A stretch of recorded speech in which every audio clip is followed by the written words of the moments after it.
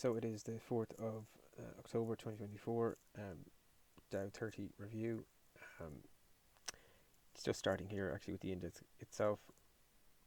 I'm guessing post the open it's pretty close back to the all-time high again. And yeah, look, very steady methodical move up, as we've been kind of saying for a while. All these, the range here, it's been nice and tidy. Move higher, a little bit of relative strength. The Dow is always a bit trickier given the makeup and what's not in it more so than what is in it. But yeah, look, still trending higher. Even just the slope of this here, still I would say pretty orderly and not nearly as aggressive as this one. So look, it's onwards and upwards until something changes. Looking through the names then, Apple will be first. Obviously I can see the pre, it's going to open 227, so it's going to be somewhere up here. Look, I think it's doing pretty well, grinding sideways, having made the high in July, pulled back. If you ignore this one where it dips down into the put on the Japan news and kind of discount that a little bit, really it's just held in a range between 236 and 220 for the best part of 4 months, and that's a very tight range. And again, you're expecting, if it's to resolve in the direction of the trend, I think this is going to go up here and you'll be 240, 300, whatever you want to pick as a number, but looks like it wants to go out the top end of that range eventually. Amgen is different, like doesn't have the same power, and has been lagging since July from a relative perspective. Just not, it just it's not like super bearish, because it's still well above the 200-day. It's above all of this price action. It's still above this gap. So there's reasons to be bullish and optimistic, but it just has got a bit heavy and lacking a bit of momentum, and the sector's not flying either. So just not one that's really standing out here. Amazon is trading higher in the pre. It's going to look neat. It looks so much better above 190, and I suppose that's ultimately where we expect it will be, and new highs, etc., etc.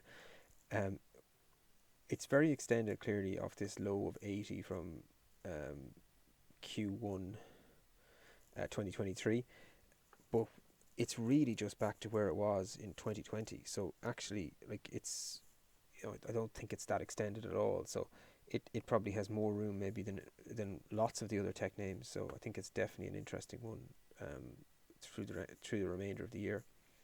AXP has been really excellent, one of the best financials, and definitely has been a better, as you'll see, than JP Morgan or Goldman's in their most recent push. So very strong. Boeing is death by 1,000 cuts, and it just doesn't have any upward momentum. What we're looking for here is kind of engulfing and follow through, and that just hasn't really been the case. This was the opportunity here in August to kind of reverse, hold up here, hang on to a support level, but again it just drifts and fades, and we're still in that. So ultimately what you want to see now is a pickup in volatility, one way or the other. If it's negative, let's flush everything out and get down to this 130 and really carve out a kind of base like it did here. Or the opposite, if we get some sort of really big engulfing, that you might be back at 160 or 163 or even higher, and then you've got a better shot at the bottom being in. So that's what we're looking for. In contrast, within industrials, Caterpillar has been the complete opposite in that it's coming out the top end of the range, very strong, big reset here. It's from the September low, never got back to the August low, held the range, relative strength. Lot to like in terms of how it's trading. Salesforce, again, I suppose we've talked about it a few times on this, but just not as clean as some of the other tech names,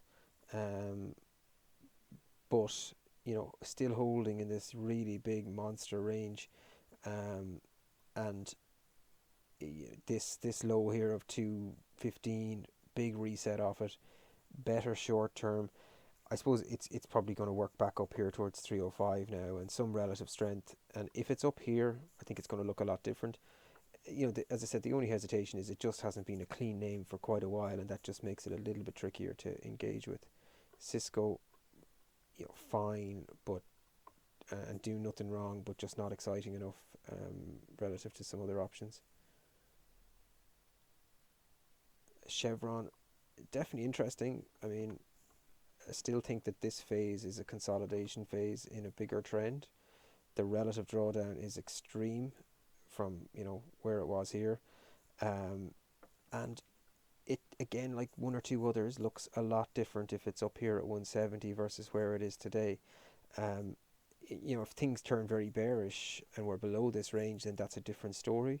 But for now, that's held.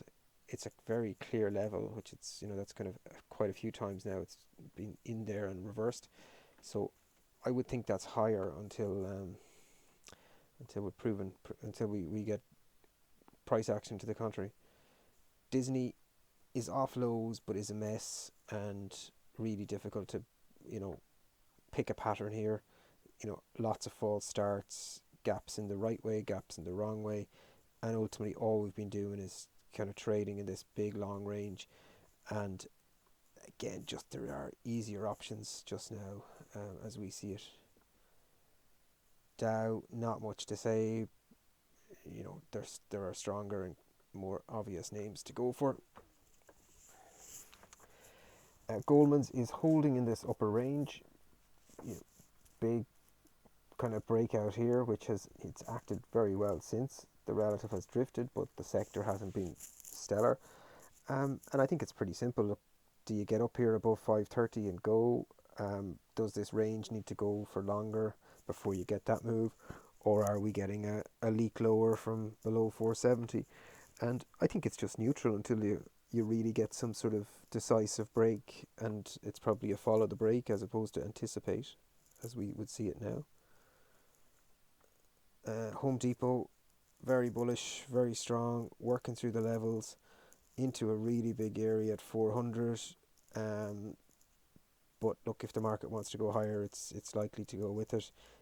Wouldn't mind seeing it retrace a little bit, just to give, take some of the froth out of it. Honeywell hasn't been a good industrial for quite a while and still looks to be in the penalty box.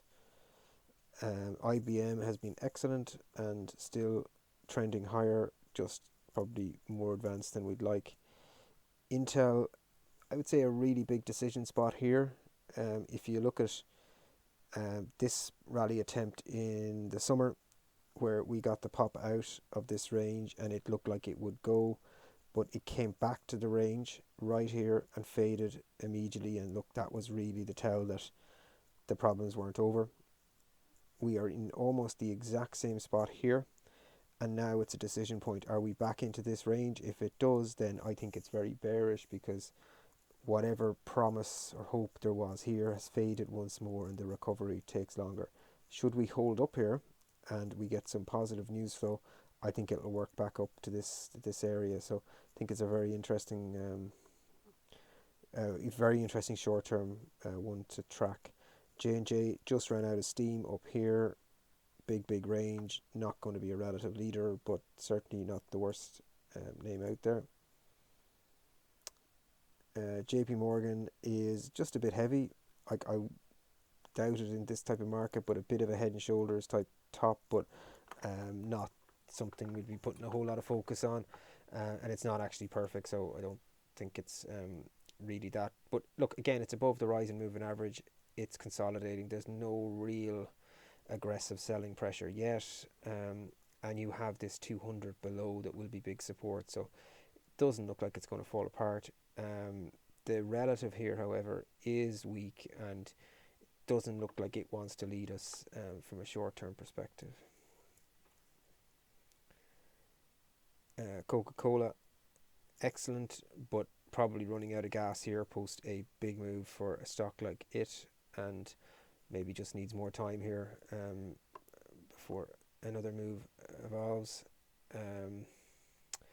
McDonald's, excellent. The restaurant group as a whole has been strong, relative outperforming here, and looks to be early. Probably just needs to spend a bit of time here now and then set up a bigger move. Again, another one that's kind of gone nowhere for 2-3 years. So if we were to get another run for the market, it looks one that can really participate. 3M, excellent, but probably just hard to chase it now given the move it's had up to the last while. Merck, very clear loss of leadership. It broke here in July. Actually, as the market peaked, it broke lower with one big bad down day, rallied but could never get over the 200-day or even get back to this level at 123. It stopped at 120 and has faded since, and that looks like it will leak lower. And even if it doesn't, I think the relative will do very well to make any progress, so it looks one to avoid. Microsoft, not making any progress relative, but the absolute still in reasonable shape here as it sits above this this prior range. Hasn't been able to go below 400 for quite a while. As I said, the relative is not great, so there's definitely better options in tech, but it certainly is holding its own from an absolute perspective. Nike, I think it's actually okay. The numbers were poor. The gap down was large, but didn't take out this low here at 78. I mean, it's a lot worse if it's below 78 because you're back into this zone. I think if it can hold here and rebuild and get back towards 87, 88 and just be hovering below this level here at 88, I think it's going to be fine. But look, it's below the 200-day, and that's always harder work. But I'll be reasonably constructive on the price action post numbers, albeit I know it's down. Procter & Market Gamble data is connection lost. Solid, but just sectors out of favour and running out of gas. Market data connection re-established. Travellers is trading well. AXP probably marginally ahead of it, but they're very similar, and it looks fine. But I do think the Visas and MasterCards look more interesting. United Health, much better than some peers, and again, very difficult to see how if markets play ball that this won't clear, decisively clear that 600 level and really get going. I mean, this is another 3-year base for a real high quality compounder, so it looks like it'll go higher. Visa is just kind of a bit messy from a short-term perspective. Got up, failed, trying to come back again. Again, I'd be very surprised if this, if it can't at some point have another go at 290 and take it out. So look, it looks pretty constructive, albeit no great feel for what it might do short-term. Verizon, steadily trending higher. Never one that screens for us, but very. Absolutely nothing wrong with it, and that looks like it wants to work higher too. And Walmart, it's very extended for the type of stock that it is. 50 to 80, and in less than 12 months is a big move for it. But it's doing nothing wrong, and even in kind of recent weeks, they've had opportunities to shake it, and it's been pretty resilient. So hard to fight it, albeit it's definitely a challenge for. To get involved here, but who knows? They can go a lot further than you think. But others look a bit closer to this kind of big breakout point, and even United Health is actually quite similar, where that's the same sort of consolidation phase United Health had, and it's probably just sitting here at an equivalent level. So it's good, but there's more interesting options. So hopefully that's of use, and catch up soon.